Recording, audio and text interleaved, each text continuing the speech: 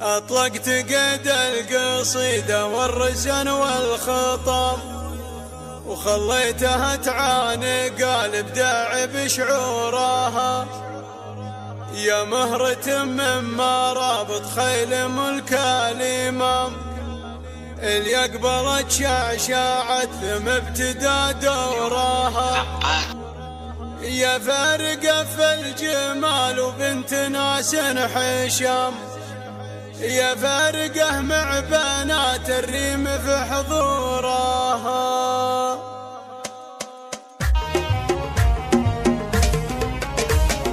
توافد الشعر في صدري وطاب الكلام، الليلة اللي يشع النور من نورها. واطلقت قيد القصيدة والرسن والخطام، خليتها تعانق الإبداع بشعورها.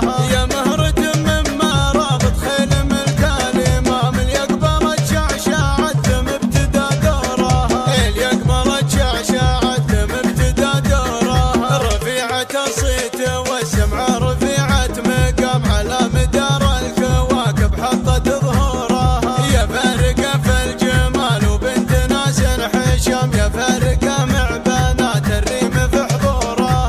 يا هند فيك القصيدة الزين غاية مرام، شبيهة البدر في حلاها ومقدورها. شبيهة البدر في حلاها ومقدورها. يا هند وانتي بزينك ملفتة الاهتمام، كل المزايين في القاعات جمهورها. يوم اقبلت كأنها دولة وفيها نظام، تستقبل الزايرين بريحة زهورها. تسلطنت بالجمال وكثرة الاحترام، والذوق والحشمة اللي فوق منظورها. والذوق والحشمة اللي فوق منظورها.